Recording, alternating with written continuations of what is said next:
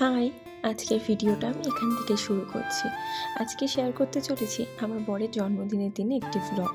তো সেদিন যেহেতু শনিবার ছিল তাই সমস্ত কিছু নিরামিষ রান্না করছিলাম। ও এদিকে চাল নিয়ে চলে এসছে, আমি এদিকে ভাজা করছিলাম। এবার সেহেতু শনিবার ছিল, সেরকমভাবে কোনো কিছু করা হয়নি।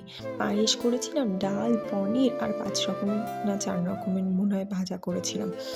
খুব একটা বেশি করিনি কোনো কিছু। আর আমার শরীরটাও খুব খারাপ ছিল, কয়দিন ধরে প্রচণ্ড শরীর খারাপ ছিল।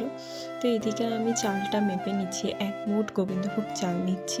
তার মধ্যে আমি একটু ঘি মিশিয়ে দিই। মা বলেছে যে গোবিন্দভোগ চালের মধ্যে যদি একটু ঘি মিশিয়ে দেওয়া হয় তাহলে পায়েসের যেই চালগুলো থাকে সেগুলো দলা পাকিয়ে যায় না, আর খেতেও বেশ একটা টেস্ট হয়। এদিকে আমি পনিরগুলো ঠিক করে কেটে নিচ্ছি, আর তারপরে রান্নার ভিডিও না করা হয়নি। এই যে এদিকে আমার বড়মশাইকে খেতে দিয়ে দিয়েছি সাজিয়ে। ও তো আনন্দে নাচ শুরু করে দিয়েছে।